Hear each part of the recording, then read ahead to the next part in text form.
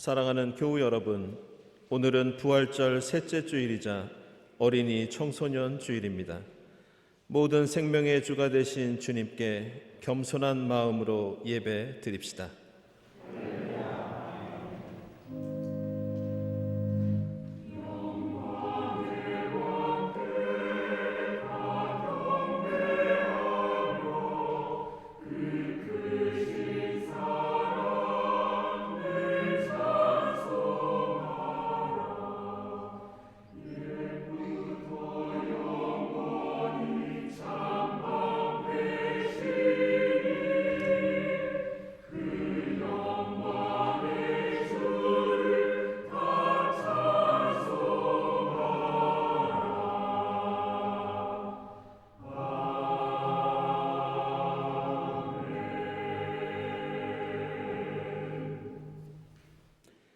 자식은 주님께서 주신 선물이요 태안에 들어있는 열매는 주님이 주신 상급이다.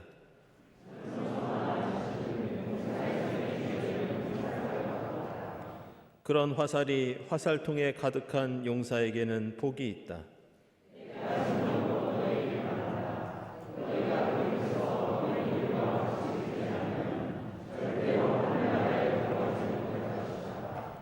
그러므로 누구든지 이 어린이와 같이 자기를 낮추는 사람이 하늘나라에서는 가장 큰 사람이다.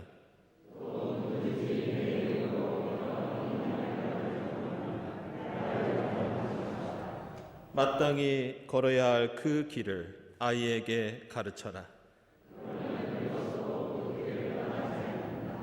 아멘.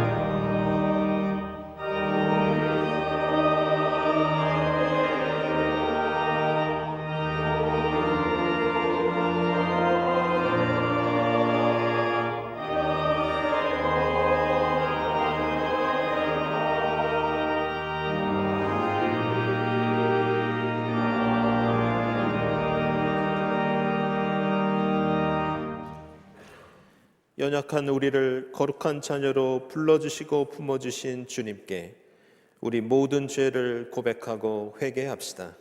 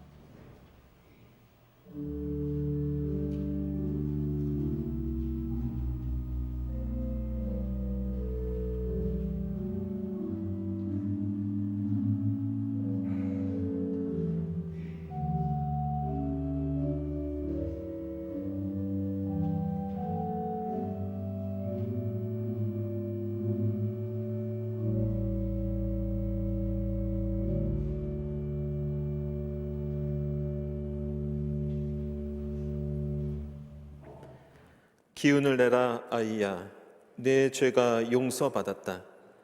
작은 생명까지 아끼시는 주님의 사랑에 의지하여 우리 모든 죄가 용서받았음을 선언합니다. 아멘.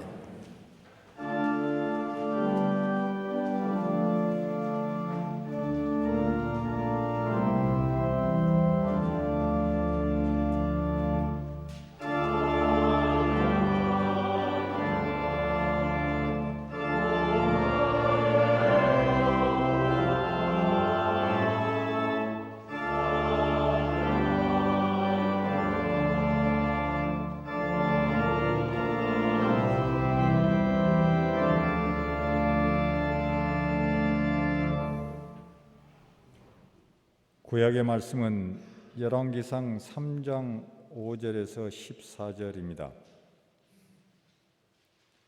그날 밤에 기드온에서 주님께서 꿈에 솔로몬에게 나타나셨다. 하나님께서 말씀하시기를 내가 너에게 무엇을 주기를 바라느냐 나에게 구하여라 하셨다. 솔로몬이 대답하였다.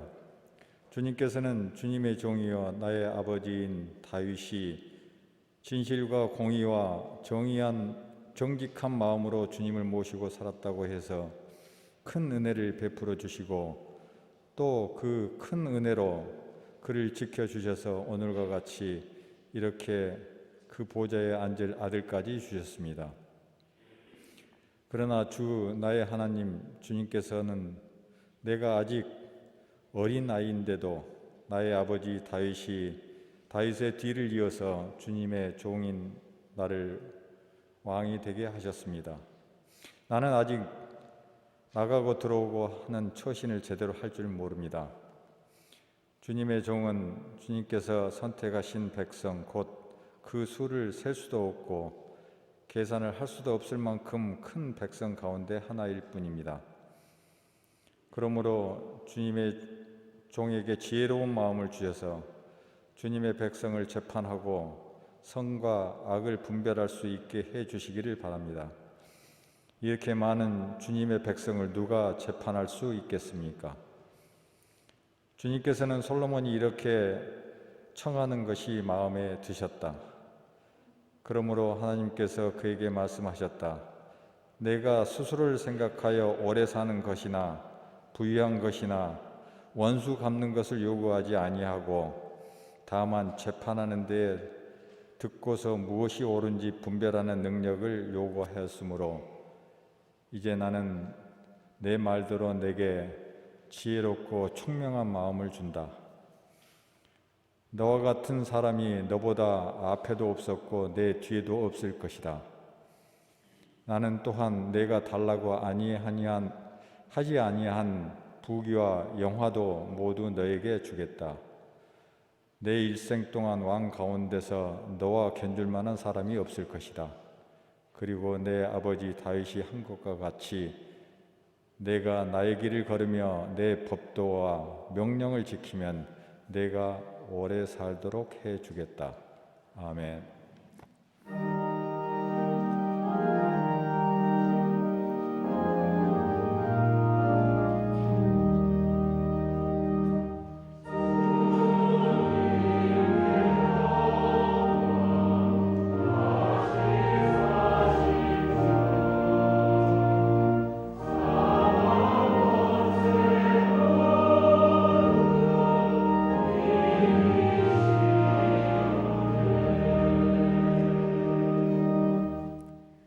서신의 말씀은 골로새서 3장 1절에서 5절, 10절에서 11절입니다. 그러므로 여러분이 그리스도와 함께 살려주심을 받았으면 위에 있는 것들을 추구하십시오. 거기에는 그리스도께서 하나님의 오른쪽에 앉아 계십니다. 여러분은 땅에 있는 것들을 생각하지 말고 위에 있는 것들을 생각하십시오. 여러분은 이미 죽었고 여러분의 생명은 그리스도와 함께 하나님 안에 감추어져 있습니다. 여러분의 생명이신 그리스도께서 나타나실 때에 여러분도 그분과 함께 영광에 쌓여 나타날 것입니다. 그러므로 땅에 속한 지체의 일들 곧 음행과 더러움과 정욕과 악한 욕망과 탐욕을 죽이십시오.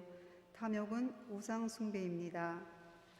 새 사람을 입으십시오. 이 새 사람은 자기를 창조하신 분의 형상을 따라 끊임없이 새로워져서 참 지식에 이르게 됩니다. 거기에는 그리스도인의 유대인도 할례받은 자와 할례받지 않은 자도 야만인도 스구디아인도 종도 자유인도 없습니다. 오직 그리스도만이 모든 것이며 모든 것 안에 계십니다. 아멘.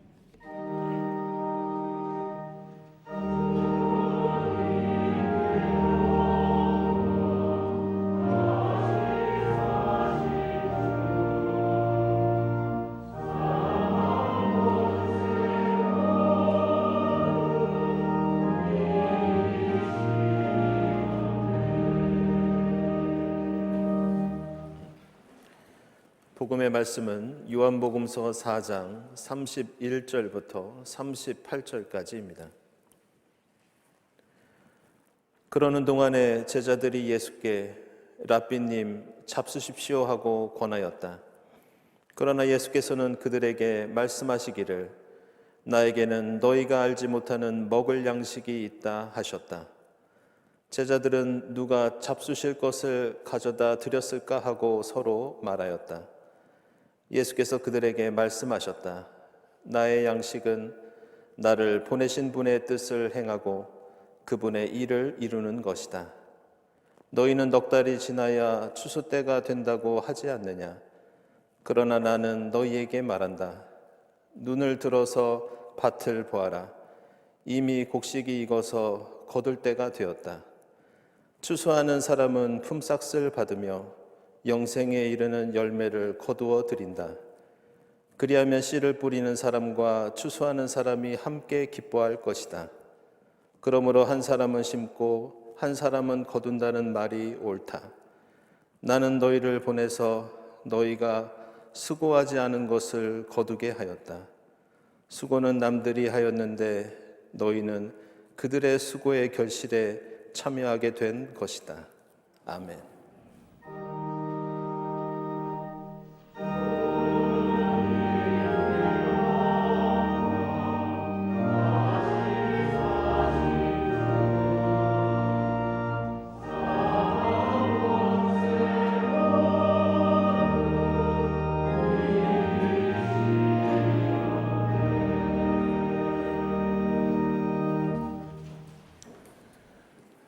친교와 소식 시간입니다. 오늘은 부활절 셋째 주일이면서 또 어린이 청소년 주일입니다.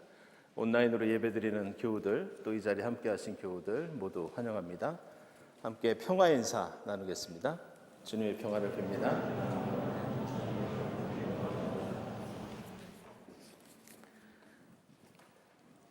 저는 지난 주간에 코로나에 걸려서 조금 지금까지 아주 힘든 시간을 보냈습니다. 염려를 끼쳐드려서 죄송하고요. 교우 여러분들께서도 건강하시고 평안하시기를 다시 한번 기원 드립니다. 교우 소식 알려드리겠습니다. 우리 지난번에 말씀드렸듯이 유희엽 집사님 모친 되시는 한호자 목사님 장례를 은혜 가운데 잘 마쳤습니다. 그리고 우리 황영시 장로님 지난 23일에 향년 97세로 소천하셨는데요. 역시 은혜 가운데 장례를 잘 마치고 일부 예배 때 함께 위로 인사 나눴습니다. 다시 한번 주님의 위로를 빕니다. 오늘 2부 예배 후에 5월 정기당회가 있겠고요. 그리고 지금 선후회 원례가 진행 중에 있습니다. 그리고 올해 부활절 감사헌금 아래와 같이 결산이 되었습니다. 참여해 주신 교우 여러분들께 감사드립니다. 어린이 청소년 주일 또 어버이 주일 안내를 드립니다. 예전 같았으면 이제 학부모 초청 예배를 이때쯤에서 드리는데요. 작년에 이어서 올해도 코로나 때문에 진행하지 못하게 된다는 점 알려드립니다.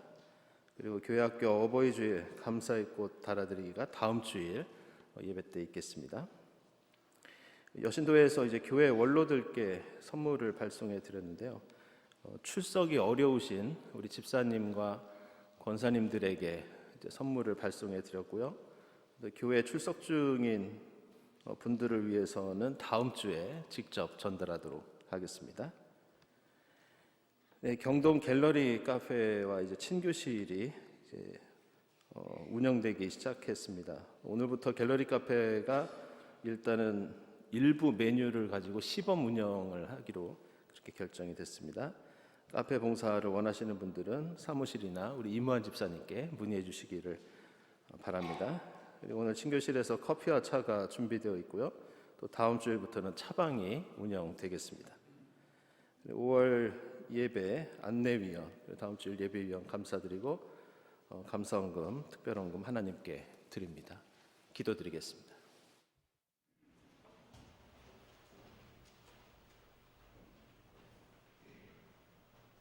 하나님, 분홍빛 벚꽃이 진 자리에 초록빛 잎들로 우거지는 푸르름의 계절 5월의 첫날 은혜의 자리로 불러주시고 구원의 축제에 참여하게 하시니 감사합니다. 이 시간 예배하는 온 교회의 예배를 기뻐 받아주시고 주님 홀로 영광 받으시옵소서. 이 땅에 어둠 속에 살아가며 사망 가운데 거할 수밖에 없는 우리를 택하시고 부르셔서 주의 자녀 삼아주시고 영원한 생명길을 열어주신 부활의 주님 의지하여 하늘 백성으로 살아가는 기쁨을 나누게 하심을 감사합니다. 그러나 주님, 우리는 작고 연약하여 빛 대신 주님의 통치를 따르겠다 다짐하면서도 어둠의 세력에 더 큰 영향을 받아왔고 진리와 더불어 이타적 삶을 살기보다 눈앞의 욕망에 사로잡힌 채 이기적 삶을 살아왔습니다. 선보다 악이, 의로움보다 불의가 더 강한 세상임을 가슴 아파하면서도 우리의 지식과 경험, 능력에 의지하다 보니 아무것도 할 수 없는 무력함에 빠져 있었으며 원수까지도 사랑하라 하시며 참된 사랑의 길을 보여주셨음에도 선택적 사랑으로 편을 가르기에 앞장섰던 지난날의 부끄러움을 회개하오니 자비와 긍휼을 베풀어 주시옵소서. 나아가 하나님 앞에 부끄럽지 않은 하루하루의 삶을 살아낼 수 있도록 성령께서 인도하여 주시옵소서. 하나님, 우리는 끝없는 변화의 바람 앞에 놓여 있습니다. 오늘까지의 많은 어려움의 고비고비 가운데서도 동행해 주신 하나님께서 아무도 살아보지 못한 내일의 삶에도 주인 되어 주실 줄 믿으며 나아가는 우리의 걸음걸음이 주님이 기뻐하시는 교회를 세워가는 밑거름이 되게 하시며 주께서 맡기신 사명을 감당하기에 부족함 없는 오늘의 지혜를 허락하여 주시옵소서. 늘 겸손하게 하나님 음성에 귀 기울이며 위로하시고 품어주시고 새 힘을 허락하시는 그 은혜에 힘입어 서로 협력하여 선을 이루며 선한 이웃으로 살아가는 믿음의 공동체가 되도록 인도하여 주시옵소서. 특별히 오늘은 어린이 청소년 주일로 예배합니다. 어린이와 청소년들의 울음과 웃음소리가 자꾸만 줄어가는 가슴 아픈 현실이 혹 하나님의 말씀보다 세상의 지혜를 움켜쥐고 있는 우리의 욕심 때문은 아닌가 되돌아보게 하시며 하나님을 아는 지식이 가장 값지고 귀한 것임을 감사와 찬양으로 고백하는 어린이 청소년들이 될 수 있도록 은혜를 베풀어 주시옵소서. 기도와 믿음의 울타리 안에서 사랑하며 살아가는 법을 배우게 하시고 때로는 손해보고 양보하며 살아가는 불편한 경험들이 울타리 너머에서 하나님 나라를 일구어가는 귀한 도구임을 배우는 시간 되게 하여 주시옵소서. 항상 기뻐하고 쉬지 않고 기도하고 범사에 감사하는 삶을 통하여 하나님 나라를 맛보는 복됨을 허락하여 주시며 이들의 신앙을 위해 늘 기도하고 기도로 함께하는 교회학교 선생님들과 동행하여 주시고 마르지 않는 생수로 함께하여 주시옵소서. 지난 주간 장례를 마친 유가족들을 위로하여 주시고 영원한 하나님 안에 함께 있음을 기억하며 살아가게 하옵소서. 오늘부터 교회 곳곳에서 커피와 차를 나눕니다. 오고 가는 대화 속에 믿음의 경험과 말씀 안에 살아가는 은혜, 감사의 고백을 나누는 교제의 시간 되게 하시며 봉사하는 손길 기억하여 주시고 섬김의 기쁨이 넘치게 하여 주시옵소서. 성가대의 찬양을 기뻐 받아 주시고 안내위원으로 성경봉독으로 보이지 않는 곳곳에서 이름도 없이 주님을 사랑하는 마음으로 교회를 섬기는 주님의 자녀들을 기억하여 주시고 그들의 섬김과 헌신이 모두 주님의 은혜로부터 시작되었음을 기억하게 하여 주시옵소서. 임영선 목사님을 통하여 전해지는 하나님의 말씀이 한 주간의 생명길로 걸어가는 안내서가 되게 하시며 주님의 몸과 피를 나누는 성만찬을 통하여 주님이 기뻐하시는 일에 기뻐하고 주님이 눈물 흘리시는 일에 눈물 흘리며 주님과 하나 되는 은혜의 시간 되게 하여 주시옵소서.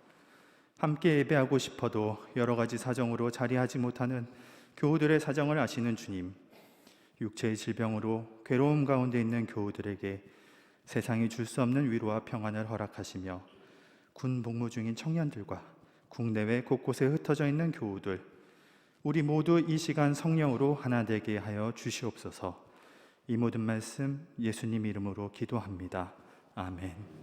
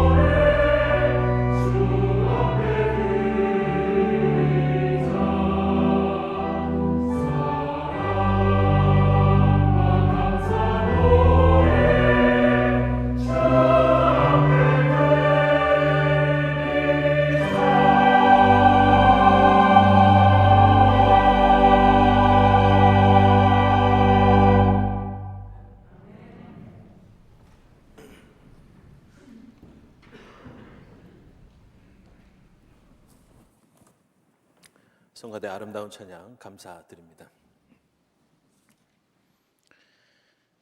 오늘은 부활절 셋째 주일이자 한국교회가 어린이 청소년 주일로 지키는 주일입니다. 몇몇 기독교 국가들은 6월 둘째 주일을 보통 어린이 주일로 지킵니다. 하지만 우리나라는 1946년에 생긴 어린이날과 함께 이 주일을 함께 기념하자는 취지로 1956년부터 5월 첫째 주일을 어린이 주일로 지켜오고 있습니다. 어린이 청소년 주일이 되면 우리는 우리 가정과 공동체에 속한 자녀들이 믿음 안에서 아름답게 자라도록 하나님께 기도하면서 또한 우리를 하나님의 자녀로 삼아주신 하나님의 은혜에 감사하게 됩니다. 이와 더불어 오늘 우리가 함께 교독을 나누었듯이 마태복음서 18장에서 주님께서 하셨던 말씀, 어린이들과 같이 되지 않으면 결코 하늘나라에 들어갈 수 없다는 작은 자가 되라는 그 말씀을 또 다시 한번 묵상하게 됩니다. 저도 어릴 적부터 교회에서 많이 들었던 기도이면서 또한 여러분들도 어린이와 청소년들을 위해서, 자녀들을 위해서 이런 기도를 여러 번 하셨을 것으로 생각합니다. 그것은 오늘 우리가 읽은 열왕기상 3장에 나오는 것처럼 하나님, 우리 자녀들에게 솔로몬의 지혜를 주십시오 라는 기도입니다. 생각해보면 성경에 나오는 여러 인물들 중에서 솔로몬은 우리의 자녀들뿐만이 아니라 사람이라면 누구나 되고 싶고 또 갖고 싶은 여러 가지 장점들을 많이 가진 그런 사람이었습니다. 이 솔로몬이라는 이름은 히브리어로 슐로모라고 합니다. 근데 이 이름은 샬롬이라는 말에서 나왔습니다. 그래서 슐로모라고 하는 이름은 평화라는 뜻을 갖고 있습니다. 성경에서 샬롬은 단순히 전쟁이 없는 평화만을 가리키는 것이 아니라 물질적인 축복, 또 마음의 안정, 그리고 원만한 인간관계를 가리키는, 한마디로 성경에 나오는 여러 가지 좋은 뜻을 한꺼번에 다 가지고 있는 대표적인 단어가 바로 이 샬롬입니다. 추측해보면 아버지 다윗이 주변에 적들이 너무 많아서 많은 전쟁을 치르고 또 손에 피를 많이 묻혔기 때문에 이 솔로몬을 낳았을 때 그의 이름을 지을 때 다윗은 이 아들만큼은 나처럼 살지 않았으면 좋겠다, 평화롭게 안정적으로 살았으면 좋겠다라는 마음으로 이 슐로모라는 이름을 지었을 것이라고 생각할 수 있습니다. 게다가 솔로몬은 이 솔로몬이라는 이름 말고도 하나님께서 지어주신 복된 이름이 한 가지 더 있었습니다. 솔로몬이 태어났을 때 하나님께서는 나단 예언자를 통해서 그에게 여디디야라는 이름을 지어주십니다. 그런데 그 이름의 뜻이 주님께서 사랑하신다, 바로 이런 이름이었습니다. 솔로몬은 40년 동안 나라를 이끌면서 여러 가지 많은 일들을 했지만 그의 삶을 한마디로 요약한다면 이 두 가지 이름으로 얘기할 수 있을 것이라고 생각합니다. 그것은 슐로모와 여디디야, 평안과 하나님의 사랑. 이 이름들만큼 솔로몬은 하나님께 큰 사랑을 받으면서 평화로운 삶을 누린 그런 복된 인물이었습니다. 오늘 우리가 읽은 열왕기상 3장 말씀은 그 솔로몬이 누린 풍성한 복이 어디에서 비롯된 것인지 우리에게 알려주고 있습니다. 그리고 그 복의 근원은 바로 하나님께서 허락해 주신 지혜였습니다. 오늘 본문을 보면 솔로몬은 왕궁과 성전을 건축한 다음에 이집트 바로의 딸과 결혼을 하고 나라가 안정을 찾고 있을 때 꿈에서 하나님을 만납니다. 하나님께서 솔로몬에게 무엇을 원하느냐 말씀하셨을 때 9절을 보면 다른 무엇보다 지혜로운 마음을 주셔서 주님의 백성을 재판하고 선과 악을 분별할 수 있게 해달라고 요청합니다. 그러자 하나님께서는 다른 어떤 것보다 나라를 잘 이끌 수 있는 지혜를 구한 것에 대해서 기뻐하시면서 솔로몬에게 지혜롭고 총명한 마음뿐만이 아니라 솔로몬이 구하지 않았던 부귀와 영화까지 허락해 주십니다. 오늘 말씀에서 솔로몬이 구했던 이 지혜는 당시 고대 중동과 이스라엘 사회에서는 우리가 생각하는 것보다 더 중요한 덕목이었고 더 깊은 의미를 갖고 있었습니다. 예를 들어 잠언 16장, 21장, 24장 같은 말씀들을 보면 지혜는 돈이나 권력이나 다른 어떤 능력보다 더 중요한 가치였습니다. 특히 지혜는 정치, 경제, 사회, 군사 모든 분야를 성공으로 이끌 수 있는 가장 중요한 원리이자 조건으로 제시됩니다. 어떤 물리적인 힘이나 능력보다, 기술이나 지식보다, 다른 물질적인 풍요보다 지혜는 그 모든 것을 가능하게 하는 하나의 우주적이고 또 철학적인 원리였습니다. 지혜가 있으면 힘과 능력과 기술과 풍요는 저절로 따라오는 것이고, 반대로 지혜가 없으면 아무리 많은 것을 갖고 있어도 그 모든 것들이 하루아침에 사라질 수 있는 사상 누각과 같은 것이다. 이것이 바로 성경의 지혜입니다. 그래서 솔로몬은 이렇게 하나님께서 주신 지혜로 나라를 다스리면서 공정한 판결을 내렸고 백성들과 주변 나라 사람들에게까지 큰 존경을 받았습니다. 아버지 다윗과 마찬가지로 무려 40년 동안이나 이스라엘을 통치하면서 여러 가지 업적을 세우면서 이스라엘을 그 어느 때보다 융성하게 이끌어 갑니다.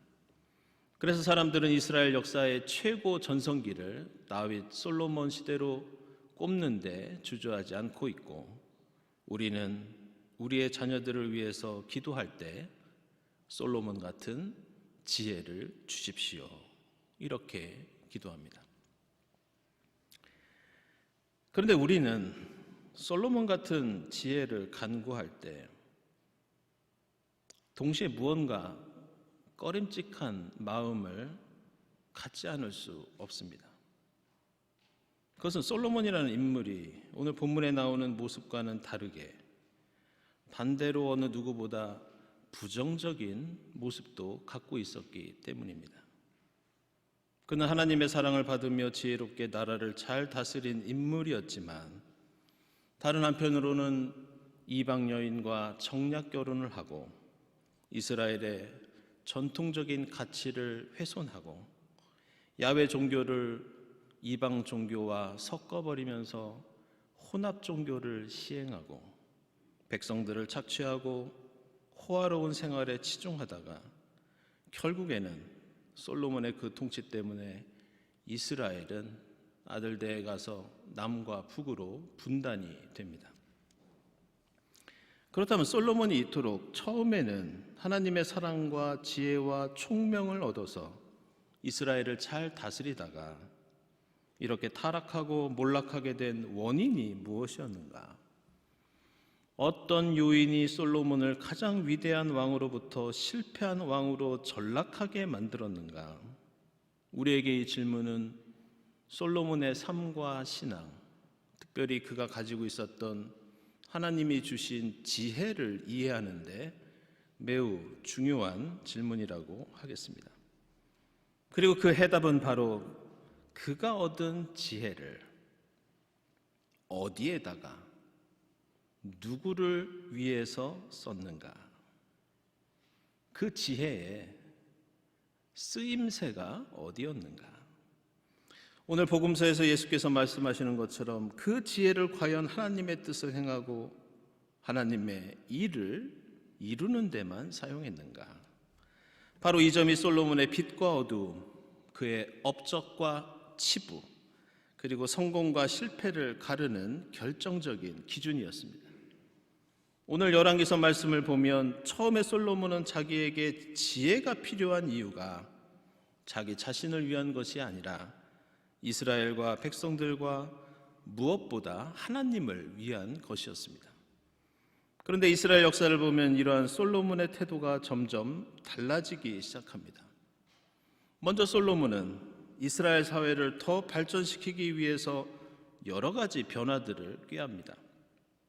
그런데 사회를 발전시키기 위해서 도입한 그의 정책과 새로운 아이디어, 이것은 하나님의 말씀에 기초한 것이 아니라 이집트나 가나안 같은 주변의 강대국들의 이념과 제도를 이스라엘 사회로 가져온 것이었습니다.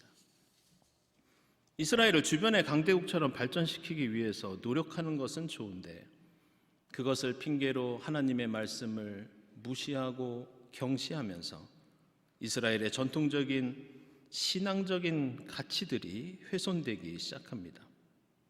그 대표적인 예가 이스라엘의 전통적인 12지파 체제를 무너뜨린 것이었습니다. 이스라엘은 이집트를 탈출하여 가나안 땅에 정착했을 때 12지파가 각각 땅을 분배받아서 지파들이 서로 협력하면서 나라를 공평하게 운영해 왔습니다. 그런데 솔로몬은 이 전통적인 지파 체제를 이집트에서 수입한 첨단의 행정 체제로 대체하면서 이스라엘 전역을 자기 마음대로 12구역으로 다시 재편합니다. 그리고 자신의 사위들을 비롯해서 가까운 측근들을 그 12구역의 지도자로 세웁니다. 물론 나라를 발전시키기 위해서는 외국의 좋은 제도를 배울 수도 있고 외국의 문물을 들여올 수도 있습니다. 하지만 여기에는 솔로몬이 가지고 있었던 다른 의도가 있었고 그것은 나라와 백성을 위한 것이 아니라 엄밀히 말하면 자기 자신의 이익을 위한 것이었습니다. 솔로몬은 다윗과는 달리 대형 공사를 자주 펼친 왕이었습니다. 이스라엘의 주요 도시들의 요새를 세우고 군사 기지로 만들었고 알려진 대로 왕궁을 짓고 성전을 건축한 공사를 많이 했던 그런 왕이었습니다. 그런데 솔로몬은 이러한 대형 토목공사를 위해서 이스라엘 백성들에게 강제 노역을 시킵니다.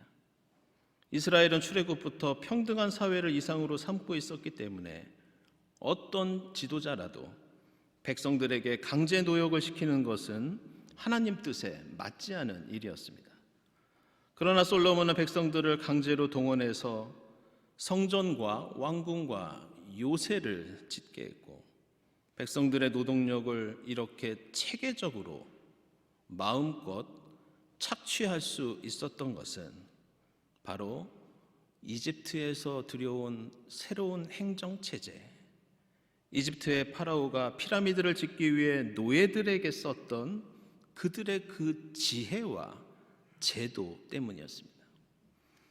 이집트에서 들여온 이 새로운 지식, 이러한 첨단 시스템은 강제 노동뿐 아니라 세금을 걷는 데도 활용되었습니다.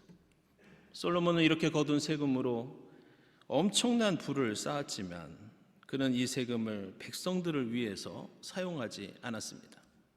솔로몬은 온갖 진귀한 물품들을 수입해서 왕궁을 치장하였고 심지어는 자신의 놀이를 위해서 왕궁 옆에 동물원을 지어서 온갖 동물들을 외국에서 수입하기까지 하였습니다. 열왕기상 4장을 보면 백성들은 1년 내내 고기 한 번 먹기 힘든 삶을 살았지만 솔로몬이 단 하루에 먹는 먹거리를 보면 잘 빻은 밀가루 30섬, 거친 밀가루 60섬, 살진 소 10마리와 목장소 20마리와 양 100마리, 그 밖에 수사슴과 노루와 암사슴과 살진 새들로 단 하루에 밥상을 채웠습니다. 게다가 열왕기상 11장을 보면 그는 외국 여자들을 좋아해서 이집트의 바로의 딸 말고도 모압, 암몬, 에돔, 시돈, 헷 사람에게서 많은 외국 여자들을 후궁으로 드립니다. 자그마치 700명의 후궁과 300명의 첩을 두면서 그들을 위해서 엄청난 예산을 지출합니다.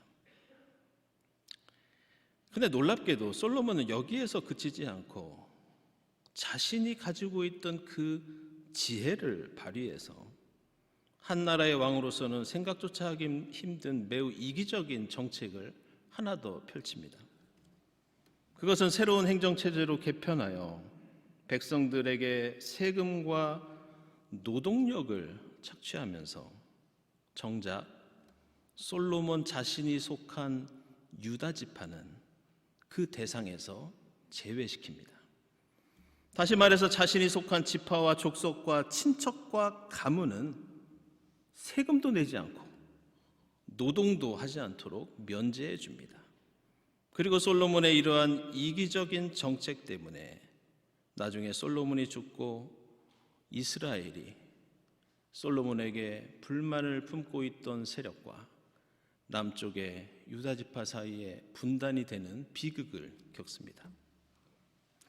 결국 솔로몬의 타락과 몰락은 그가 지혜가 없었기 때문이 아니라 그가 그 놀라운 지혜를 자신만을 위해서 썼기 때문에 일어난 일이었습니다.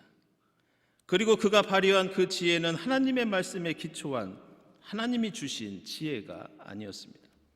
겉으로 보면 더 첨단을 달리고 더 발전할 것 같은 다른 나라의 지식과 지혜를 이스라엘로 들여왔지만 솔로몬은 다른 나라의 왕들이 하는 것처럼 백성들의 것을 빼앗아 자신의 입속을 차리는데 그 지혜를 사용합니다. 그리고 그 이기적인 지혜의 쓰임새가 결국은 그를 실패한 왕으로, 하나님의 저주를 받는 사람으로, 그리고 지금까지도 그가 받은 하나님의 지혜는 귀하지만 그가 살았던 그의 삶은 결코 배우고 싶지 않고 자녀들에게 가르쳐주고 싶지 않은 그러한 인물로 전락됩니다.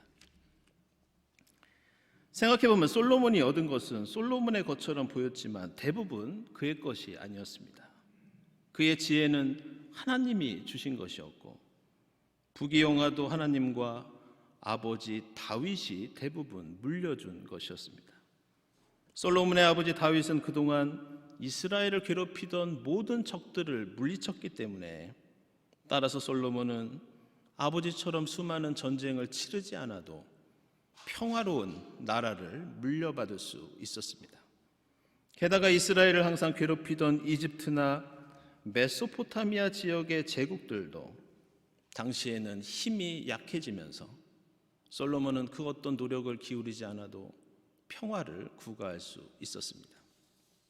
솔로몬은 자신이 거저받은 것을 거저받은 것으로 여기며 감사하고 그것을 하나님과 백성을 위해서 썼을 때 그는 위대한 왕이 될 수 있었고 그 거저받은 것의 쓰임새가 오직 자신을 향했을 때 그는 하나님께 질책을 받고 실패한 왕이 된 것을 우리는 볼 수 있습니다. 사랑하는 여러분, 오늘 어린이 청소년 주일을 맞이하여 우리의 자녀들을 위해서, 우리의 다음 세대를 위해서 세상의 다른 무엇보다 하나님의 지혜를 간구하는 여러분이 될 수 있기를 바랍니다. 그러나 우리가 하나님께 구하는 그 지혜는 그 쓰임새가 나만을 위한 것이 될 때 축복이 아니라 저주가 된다는 것을 잊지 마시기를 바랍니다. 오늘 솔로몬의 흥망성쇠를 보면서 하나님께서 우리와 우리 자녀들에게 허락하신 그 지식과 지혜와 능력이 하나님과 이웃을 위해 먼저 사용될 수 있기를 기도하고 노력할 수 있기를 바랍니다. 그럴 때 우리의 자녀들이 다윗과 솔로몬을 뛰어넘는 위대한 신앙의 인물로서 하나님의 구원 역사에 아름답게 기록되게 될 줄로 믿습니다. 기도하겠습니다.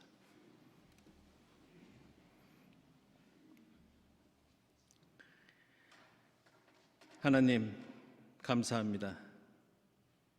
예수 그리스도를 통하여 저희를 하나님의 자녀로 삼아주시니 감사합니다.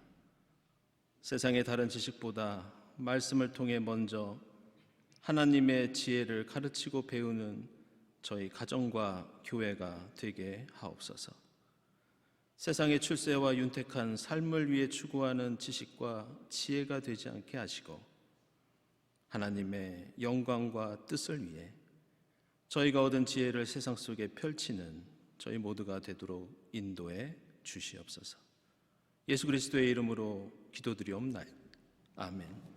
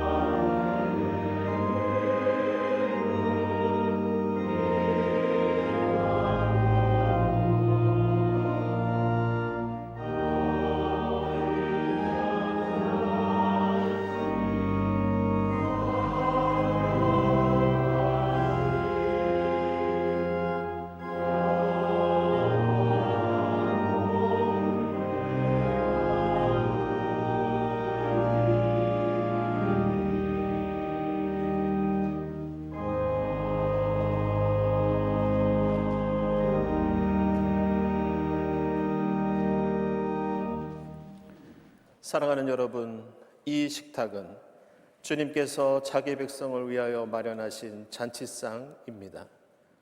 우리 주님께서는 주님을 믿고 그 뜻대로 살고자 하는 모든 사람을 이 잔치상에 초청하십니다. 이 성만찬을 통하여 죽음을 이기시고 부활하신 주님을 만나 이 땅에 생명의 나라를 일구는데 주님과 함께하는 여러분이 될 수 있기를 바랍니다. 주님께서 여러분과 함께 하시기를 빕니다. 여러분의 마음을 드높이십시오. 우리 주 하나님께 감사드립시다. 하나님, 저희에게 예수 그리스도를 보내시어 저희의 기쁨과 슬픔에 함께 하심을 찬양합니다. 예수 그리스도께서는 저희를 위해 십자가에서 돌아가셨습니다. 그러나 하나님은 주님을 죽음에서 일으켜 세우셔서 영원한 생명의 소망이 되게 하셨습니다.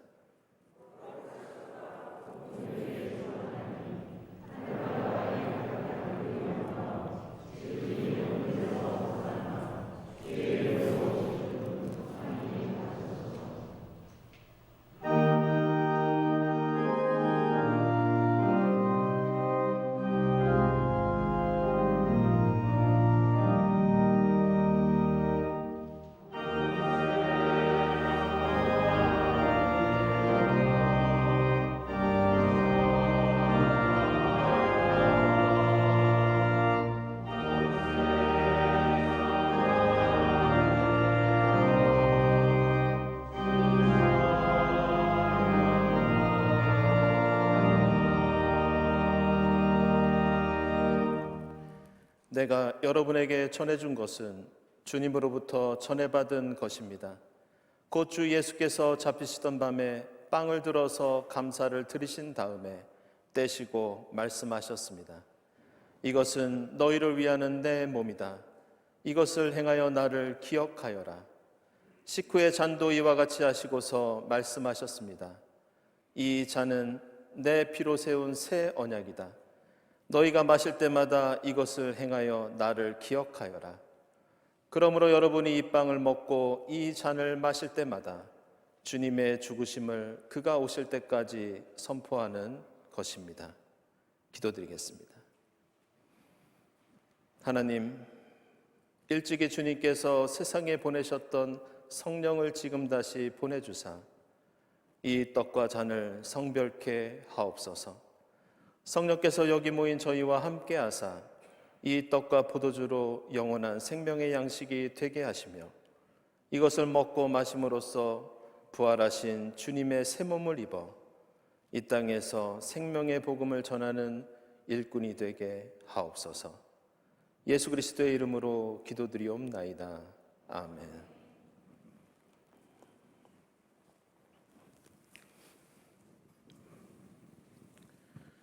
이 떡은 우리의 죄를 사하시려고 십자가에서 찢기신 주님의 몸입니다.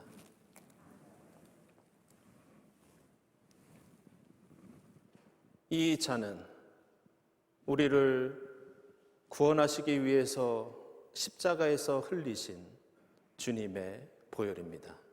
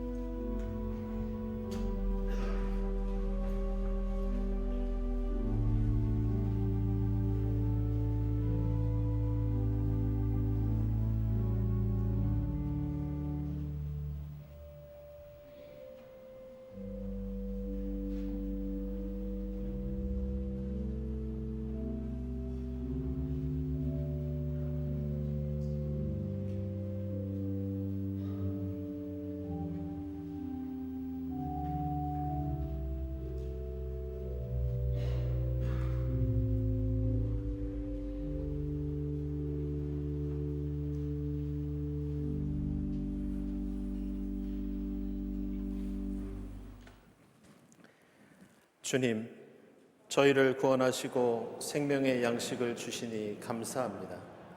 십자가의 사랑과 신비를 기억하면서 그리스도 안에서 하나 되게 하시고 성령의 능력 안에서 그리스도의 빛과 소금이 되게 하옵소서. 부활하신 우리 주 예수 그리스도의 이름으로 기도드립니다. 아멘.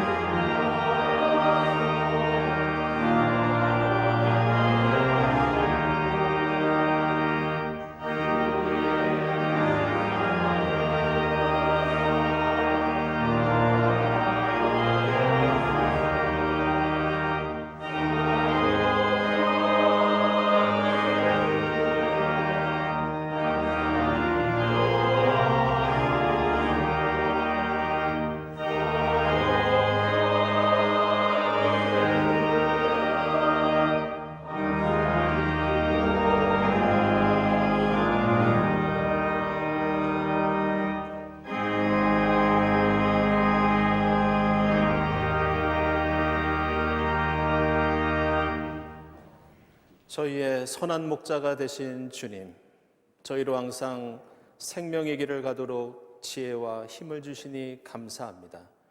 저에게 베풀어 주신 은혜와 사랑에 감사하면서 정성껏 예물을 드립니다. 이 예물을 기쁘게 받아 주시옵소서. 이 예물이 쓰이는 곳에 주님 영광 드러나게 하시고 쓰일 때마다 주님의 복음과 사랑이 전파되게 하옵소서. 예물을 바치는 손길들을 기억해 주시고 그 가정과 자녀들에게 하늘의 복을 내려 주시옵소서. 감사드리며 예수 그리스도의 이름으로 기도드리옵나이다. 아멘.